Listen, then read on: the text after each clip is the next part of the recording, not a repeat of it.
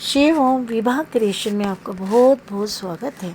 मैं आपको आज नन्ना ध्रुव की कहानी सुनाने जा रही हूँ।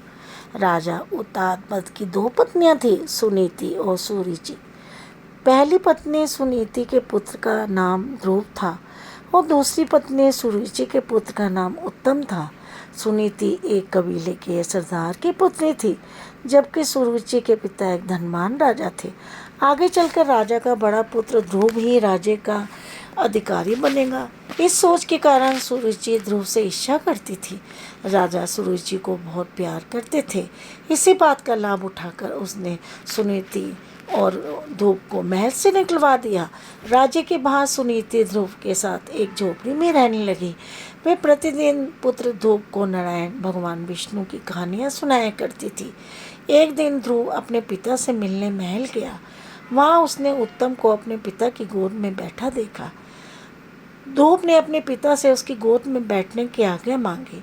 सुरुचि ने उसे फटकारते हुए कहा, केवल उत्तम ही अपने पिता की गोद में बैठने का अधिकारी है। तुम तपस्या कर पहले मेरे पुत्र के रूप में जन्म लो, इससे राज्य का उत्तराधिकारी बन अपने पिता की गोद में बैठ सको। ध्रुव को लगा कि पिता को उससे सहानुभूति होगी, पर राजा ने भी उसे अनदेखा ही कर दिया। पिता द्वारा अपेक्षित ध्रुव दुखी मन से घर लौट आया।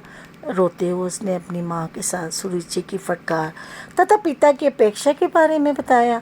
पुत्र की अपेक्षा की बात सुनकर सुनीति बहुत दुखी हुई। उसने ध्रुव को सांत्वना देते हुए कहा कि नारायण सब कुछ करने में समर्थ हैं, वही सभी की सहायता करते हैं और सभी बुराइयों का भी दूर करते हैं।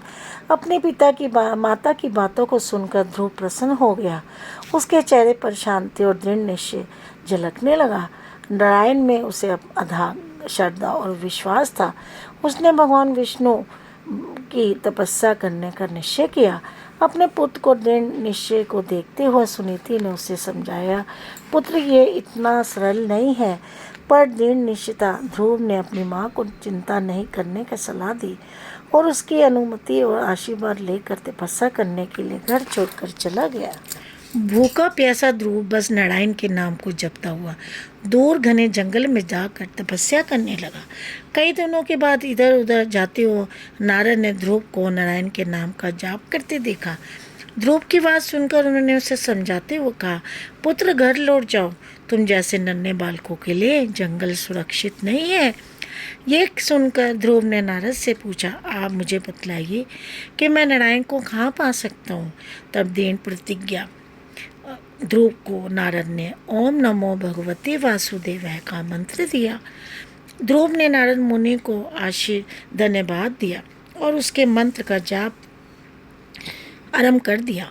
कुछ दिनों के बाद ध्रुव एक पैर पर खड़ा होकर तपस्या करने लगा। भगवान विष्णु उसकी तपस्या से प्रसन्न हो गए और उसके सामने प्रकट हो गए। उसे देखकर ध्रुव अचंभित रह गया। उसे कुछ भी याद नहीं रहा। भगवान विष्णु ने उसे अपने गोद में बिठाया और विष्णु भगवान ने उसे आशीर्वाद देते हुए कहा कि पृथ्वी पर उसका जीवन अभी समाप्त होने के बाद भी वह ध्रुव तारा के रूप में अमर रहेगा और अमर होने के बाद वह ध्रुव तारा के रूप में आकाश में स्थित हो जाएगा।